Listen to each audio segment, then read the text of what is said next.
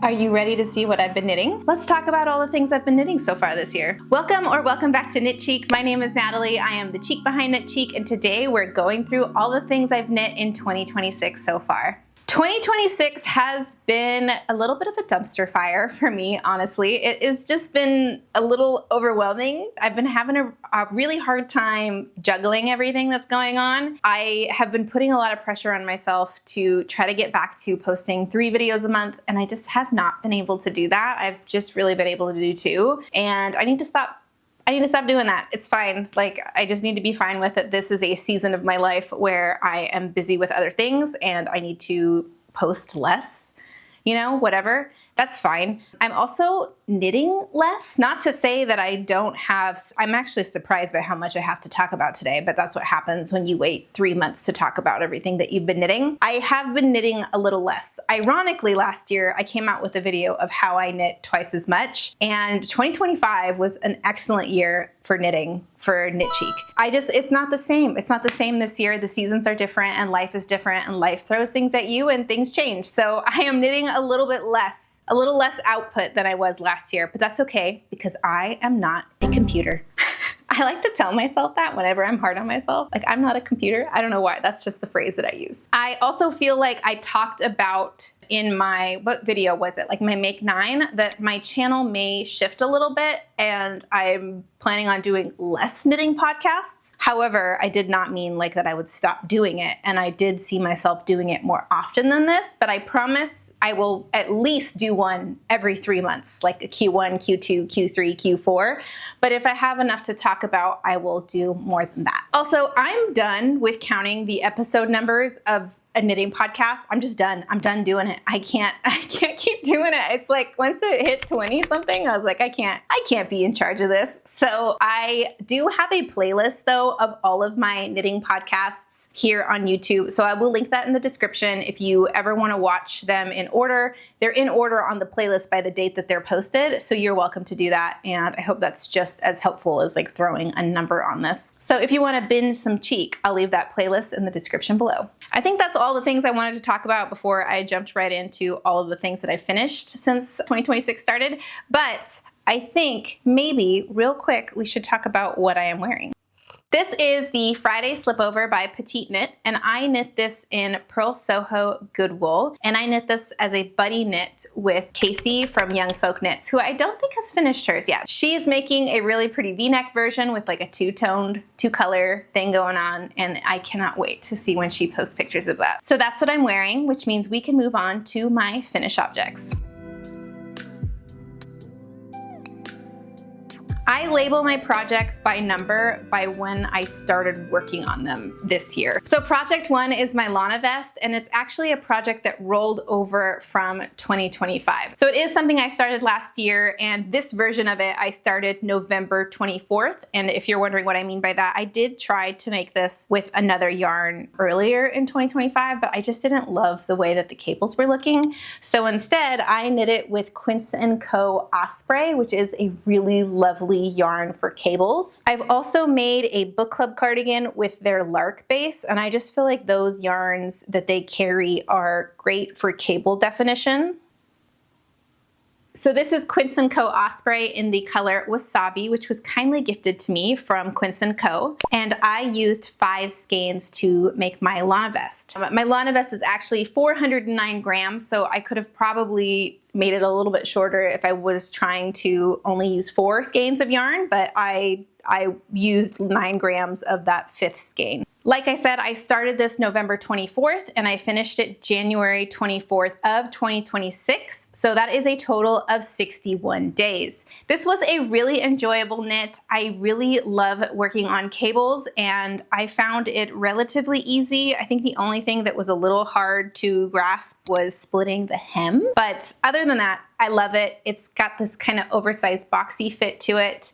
It does make me feel a little bit like Doug Funny when I wear it because I like to wear it over a white t-shirt. But other than that, it is a great staple to throw on when I am feeling lazy, but I want to wear some type of knitwear. I really like vests for that reason, like where it's borderline too warm to wear something knit. You can kind of still get away with wearing a knit item. Like right now, it's probably 75 degrees in my house. I'm sorry, I don't know what that is in Celsius. I'm okay wearing this. I mean, I'm warm, but it's like, it's fine.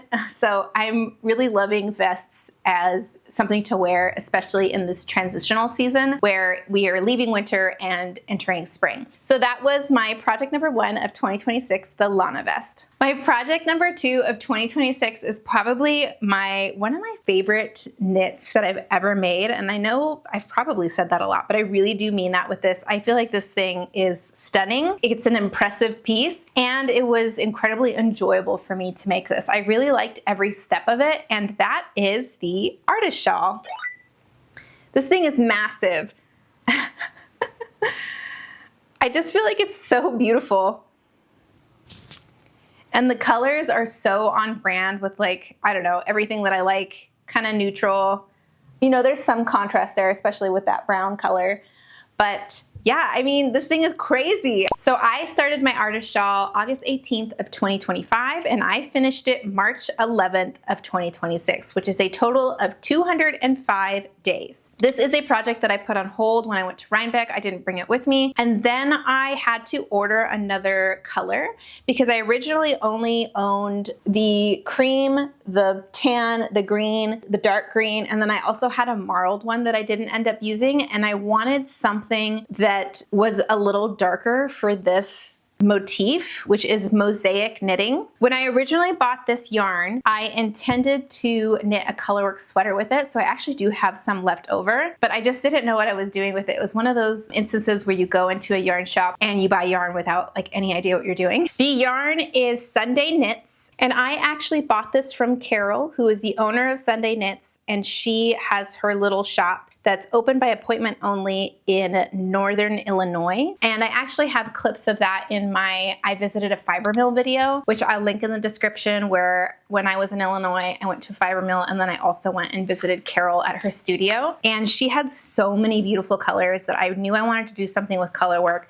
but I didn't know what. And I just bought kind of just what I was vibing with. I do have 2 full skeins of the cream left. These are 50-gram skeins, so I have 100 grams of this, and then I also have all sorts of leftovers of the colors. But I could definitely do something else with this in the future. So I didn't have to buy more than 50 grams of each color for this. So if you are looking to do this in a fingering weight, like, it is kind of nice that you can buy 50 grams of each of the contrast colors. I only had 1 skein each of those, and I used 2 skeins of the cream color. This thing is just, I could not be happier with how this turned out. It's just so beautiful, and I can't stop talking about it. I don't know what else to say about this thing except for that it is wildly beautiful and impressive to me that I knit this. The mosaic, the waffle stitch, and the 2 color work stripes, like, everything about this was fun to knit. Like, I was never like slogging through this. I actually really enjoyed knitting the entire shawl, and it's pretty massive. Even the 7-stitch high cord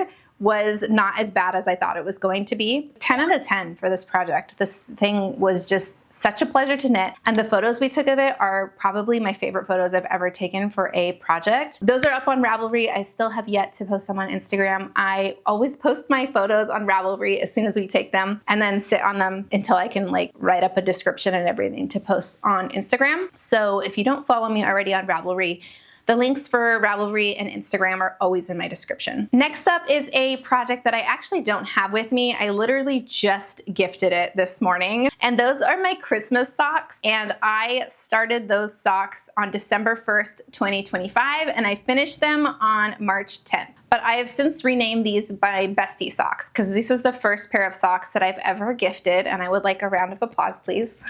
Because I'm kind of a selfish knitter these days. The reason I gifted these were because they were Christmas colors, and although I like Christmas, I do not like Christmas as much as my bestie does. Like, she's one of those people who celebrates it like November 1st. So I figured she would get more wear out of these Christmas socks than I would. I just really wanted to give her a pair of socks. The yarn is by Woolly Owl Fibers and the color was Christmas Cookies, but I have heard from other people watching me knit the socks say that they weren't as Christmassy as I thought they were and that they could just be like any day socks. They're kind of more like a funfetti look, but to me, they look like Christmas socks. And the yarn was kindly gifted to me by a subscriber who is the dyer of Woolly Owl Fibers. And these took me 99 days to knit. Project number 4 is a paid project that I did with hooks and needles, and I won't go too into this one, but it is a shawl, and Hooks and Needles is like a subscription box, and you don't have control over like the colors that you pick when you're a subscription box. Like, they pick everything for you.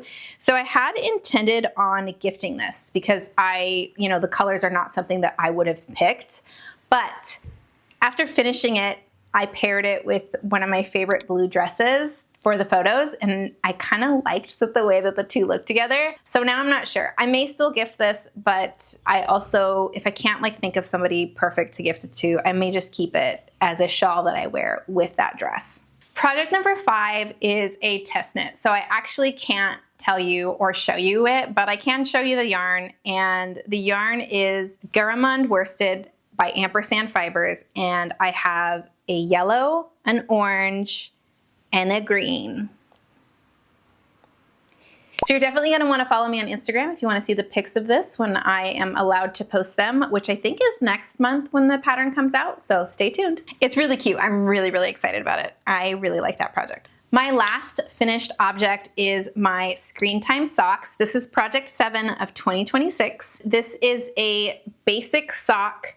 The pattern that I use for my socks when I knit just vanilla socks are Summer Lee's Oh So Basic socks. So my Christmas socks were the same, but these were really special. This was part of an experiment that I did where I was trying to reduce my screen time by knitting socks. So I started these March 9th and I finished them March 24th, and that was a total of 15 days. The experiment was for a video that I have here on YouTube where for 12 days, every time I felt like scrolling on my phone, I would try to knit on these socks instead. And if you're wondering how that's going, I can actually tell you right now. It's going really well. It is 1 p.m. and I have had 22 minutes of screen time on my phone. I almost always have my phone bricked at this point, and the brick is like a little device that I block distracting apps on my phone. I keep my phone bricked almost at all times, except when I am posting on Instagram, then I will unbrick my phone. I really just don't use my phone for that anymore. I would say that my experiment was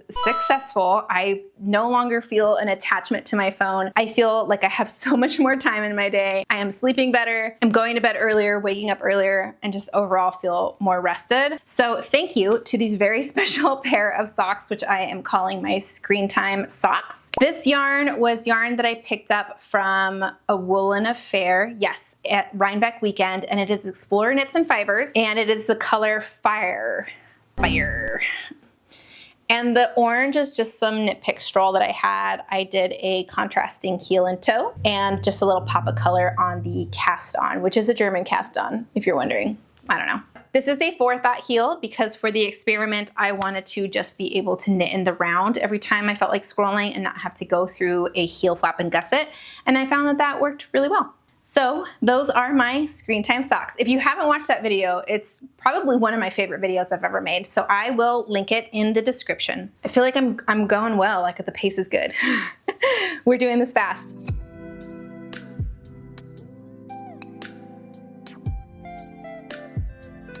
One, two, three, four, five. So I have 5 works in progress, which actually feels like a little light for how many I like to have, but it's doable. It's very manageable. I am not feeling overwhelmed, which is nice.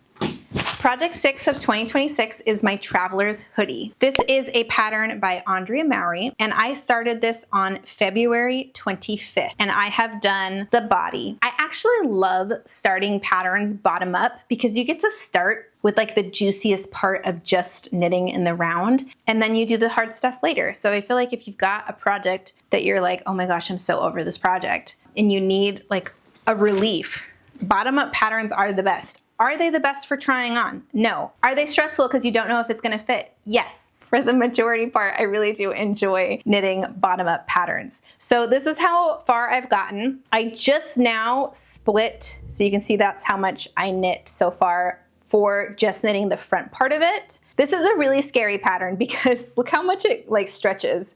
So it's really, really hard like to kind of gauge what size this is going to be, but we're trusting the process. This has been pretty enjoyable for me. I mean, it's just knitting and purling. I am doing this as a buddy knit with Gabby over on Handmade by Gib, and she has a really great YouTube channel. If you're not already following her, you should check her out. Let me tell you about the yarn for this project because I am devastated. I was like really tooting my own horn that I put these two together. This is Purl Soho Widgeon. I was so thrilled at myself for like putting these two together because I felt like that this yarn just worked so perfectly with this pattern because it's so squishy and soft, so it makes a really great hoodie, and it happened to be the same weight and I was able to get gauge for it. So like overall I was just so happy.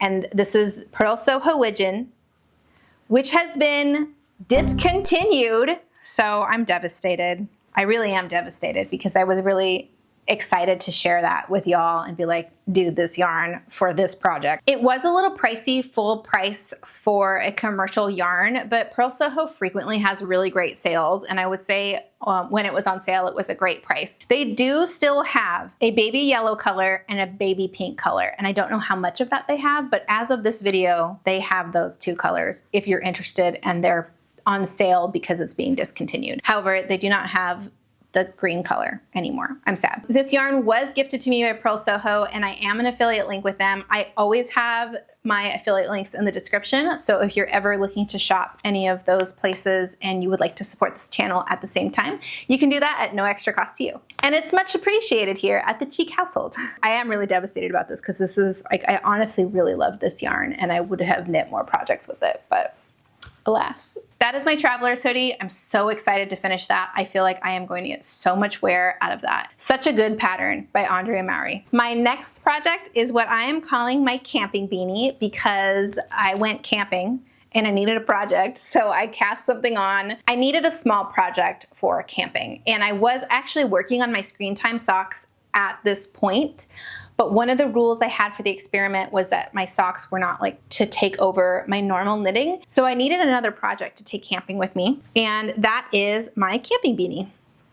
This is a Harlow flip, which I have made one of these before, but my mom took it. I mean, I gave it to her, but it was slightly too big for me and it fit her better, so I let her have it. But I needed another one, so I cast on another one. And I have a lot of yarn that I bought for Harlow hats because after I made it, I was like, oh, that was such a fun project. And it was kind of my go-to project to just like, oh, I want to buy 2 skeins at Rhinebeck.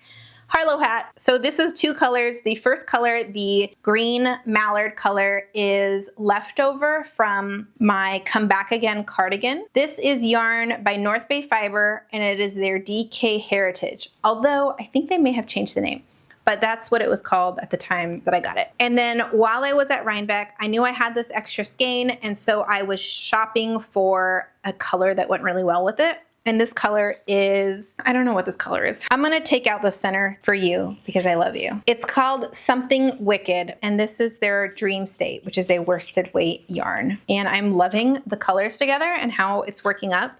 I do feel like I'm gonna run into this brown, and I don't know if I'm gonna skip the brown, but so far, absolutely adoring this, and I like the way that my other one came out, and it is just a really, really enjoyable knit. I really love brioche. Would I do a bigger brioche project? I don't know. I just remembered a dream last night that I made a brioche sweater. Wow, I've been really detailed dreams lately. Anyways, I started this on March 13th, and I have really only done like a row or 2, I feel like, since I've been back from camping. Like I haven't really been knitting on it that much. That's because I cast on something else. My other work in progress is actually a project from last year that I am currently fixing. This was project 29 of 2025, and these are my ooey gooey mitts that I made for Mr. Cheek. And I made a huge mistake. I actually test knit these for Andrea Mowry when this came out. And so she has you switch needles from the ribbing to the main part of the mitten, which is like normal when you're knitting sweaters. But when you're knitting socks, you normally don't do that. And so when I knit the second one, I forgot to change from the first needle to the second needle. So the second mitten was substantially smaller than the first mitten. They actually weighed really similar, like I couldn't get a difference between the weight, but you could tell when you were wearing them that one was smaller. So I ripped out the second mitten all the way down to the color work. And then I re-knit this entire mitten up to where I need to do the color work for the top of the hand. And I lost steam because it is no longer mitten season. And I'm really sad because I feel like I tore these apart and he didn't actually get to wear them when he needed mittens. Alas, they shall be used next year, I'm sure. I just lost steam, but like all I need to do is sit down and get through the color work and then knit a thumb, and like I'm almost there. But I don't know. I can't be bothered to finish these. So those are my ooey good mitts that are currently one of my whips, and I really need to just finish them. I did cast these on November 13th and I finished them December 1st. I finished them in 18 days and I did time these. These took me 10.5 hours per mittens. The yarn is the Woolly Thistle Rambler, which was gifted to me because I'm an affiliate with the Woolly Thistle. This was my first time using Rambler and I'm really tempted to knit a pair of socks with them, but it's getting hot and so now I don't want to. But I did actually really, really like working with the yarn. It's a very do I want to say rustic? I'm always like afraid to say that word because I'm like, I don't know if I understand what that means. They're not itchy, but it is a hardy feeling yarn. And I've mentioned this before, but Chloe from Beans and Skeins made a really great video. She tested out a handful of sock yarn that did not have nylon in them, and this was one of them. And this one ended up being one of the better performing ones. It's a really great video. I'll link it in the description below. It is very informative. So project number 9 of 2026 was cast on because I had just finished my screen time socks and there was kind of a lull period where I didn't have any socks on the needles and I was feeling like, oh no, is my screen time gonna go back up? It didn't. I would say my average is still like an hour to an hour and a half, which I'm so much happier. Can I get it down lower? Maybe, but like it's not affecting me the way that it was. Anyways, project 9 is what I'm calling my summer socks, and I am determined to find the best yarn to make some summer socks because I want to be able to wear socks. I knit so many socks. I have too many socks at this point. But at some point it gets warm and then I stop wearing my woolly socks. So I was looking for a sock that was maybe some type of blend that I could make warmer weather knit socks. So I actually just dug through my stash for my first attempt at my summer socks. And this is yarn that my friend gave me that she got from Sorella. It is called the bamboo sock. I think it's 80% wool and 20% bamboo. So I'm not sure if this is really as summery as I was hoping for it to be. I mean, it does feel a little bit less woolly than my woolly socks, but I don't know. I mean, it's still 80% wool. So I'll just have to test these out. So these are my go-to socks during the summer because I wear boots all the time. So I still need a little bit of a sock, you know? And these are just from Target, I think. I don't know. My mother-in-law bought these for me. And they're just cotton socks, but they are ribbed. And people ask me all the time if I knit them because, you know, they just assume that I knit them. So I base these off of that. You can see they have a 3x1 rib, which the machine ones are like a 5x1 rib. I knit them to the same length. I'm literally just copying these socks. I did use a pattern though. The pattern that I'm using is called Wise Hilda's Basic Rib Socks by Kate Atherley. So it's just, now that I'm knitting the foot, the top of it is still a 3x1 and the bottom is just knit. They're not as mindless as regular stockinette socks, but I feel like I'm really gonna like the fit of these. I think maybe in a second iteration of these, I would maybe just make rib socks all the way and then do a forethought or afterthought heel. That way I can just not have to do like the top different from the bottom to make them a little bit more mindless. But if you have any yarn suggestions for summer socks, let me know in the description below. I'm scared to knit like 100% cotton socks because I feel like in the round on 9 circulars would be hard on my hands, but I'm willing to try anything. So give me your suggestions. I cast these on March 27th. And I'm carrying these in my Delaque snap bag, which is my favorite bag for socks because it's just really small. It gets really small when you like pop all the buttons, and it fits nicely in my purse. So I always have my sock bag on the go. I never like empty this thing out. I always have all the things I need for socks in this bag. So as soon as I cast off a pair of socks, I already have my bag ready to go. And I feel like I'm always talking about how I got it dirty, and I just have still not cleaned it yet. But yeah, this is my favorite bag for sock knitting. My last project for 2026 is project number 10, is my Roma cardigan. And I just cast this on March 29th, so I don't have a ton, but I do have the back shoulder shaping, and a little bit after that is what I'm working on. I have worked up one whole skein already. I actually swatched this in my I Swatched Everything video, and I was so close to getting a pocket in my swatch, not realizing that I could have just knit the pocket as a swatch. So I had to rip that out, but I have since knit 2 pockets, which doubled as a swatch, like I double checked. And then I knit the back. And this was one 50-gram skein. So I have gotten through one. I need to wind up a little bit more of this so I can continue. This is the Wandering Flock. I believe they call it fluff, but it's not written on here. It is 35% baby Surrey, 15% wool, and 50% cotton. It is a worsted Aran yarn, 50 grams, and in the color Celadon. And this was a big purchase for me from A Woolen Affair, and I'm so excited to see what this is going to look like knit up when it's finished. I was struggling a little bit, and I was really nervous because when I was knitting the shoulder increases, they feel really tight, which I blocked them to see like if it was gonna be an issue, and I think it's okay.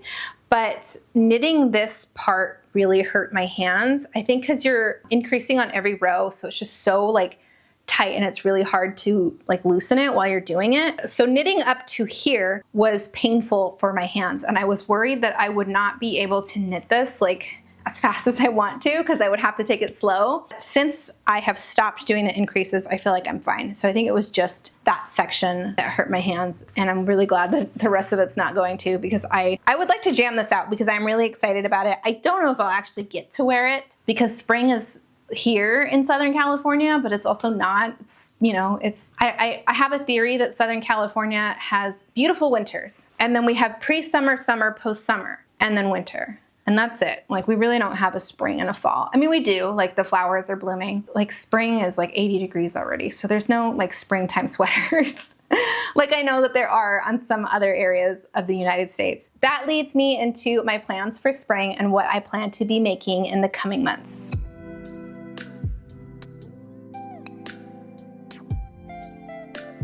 I feel like I don't have a ton of plans for spring. Like originally I thought I would make a spring knitting video, like what I plan to knit. And then I realized I kind of don't have that because of, like I was saying with the weather, I think I have one project that is like screaming spring to me. And everything else is just, I'm like ready for summer. I'm ready for summer. It's here. Like I might as well be ready for it. What I'd really like to do is squeeze in one more sweater and then just shift to summer completely. But we'll see. We'll see if I'm able to do that. The last sweater that I'd like to squeeze in before quote unquote spring is over is a sweater that I actually don't have a pattern tied to yet, but this yarn is Scout by Kelbourne Woolens, and this is the color Meadow Heather. This color is absolutely insanely beautiful. It's like this green color, but it's very dimensional. It's very, very hard to capture on camera. I did swatch for this in my I Swatched Everything video. This is the Sophisticable cardigan, which is a DK weight, and this is a DK weight yarn. However, I don't feel like this swatch looks that great. I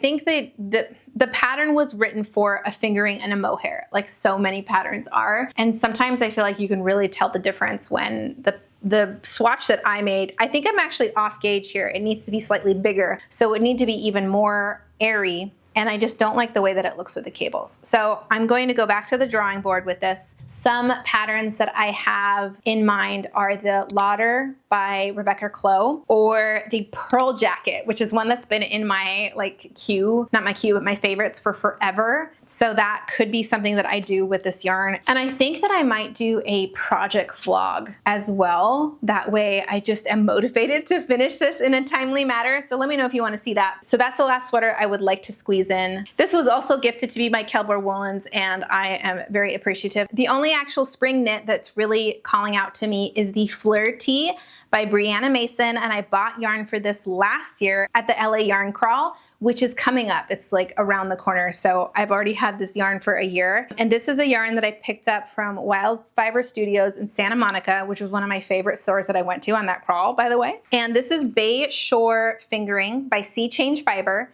in the color Shark Beach. And the yardage on this is really impressive. It's 550 yards. So I believe that I can make a tee with 2 skeins of this. I'm gonna crop it, obviously. Were we cutting it close? Yes. But they only had 2 skeins of this color, so it's not like I was living on the edge. I mean, I am, but I didn't have a choice. So very excited about that. Another thing that I'm really excited for the spring and summer this year is sewing. I have been bitten by the sewing bug. I have made my first project and I'm currently working on my second, and I have fabric for a third, and I already want to buy more fabric, but I'm gonna slow down because fabric's expensive, number one, and I gotta make sure that I get through a few projects before I let myself go ham. So here's some of the fabric that I'm currently working with. I have already made a project with this. I'm actually wearing them right now. Maybe I'll show you a sneak peek. And I'm currently making a skirt with this fabric. I am in the process of filming a sewing vlog for all 3 of these projects, which should come out relatively soon. So make sure that you're subscribed so you don't miss it. Okay, I'll show you a little sneak peek. These are my pants. I made these pants. They're probably hairy. Look at that pocket. Wow. I actually don't have a viewfinder with my camera because I'm using a camera that's actually not traditionally like marketed as a vlog camera. So I don't have that little like boop thing that shows me like, hey, you're in the shot. I don't have that. I can't believe not one cat has visited me during this whole video. That concludes my Q1 knitting update of everything that I've been making in 2026. If you are still here, let me know in the comments below, what were you working on while watching this video? Thank you so much for joining me today, and I will see you in the next one. Bye.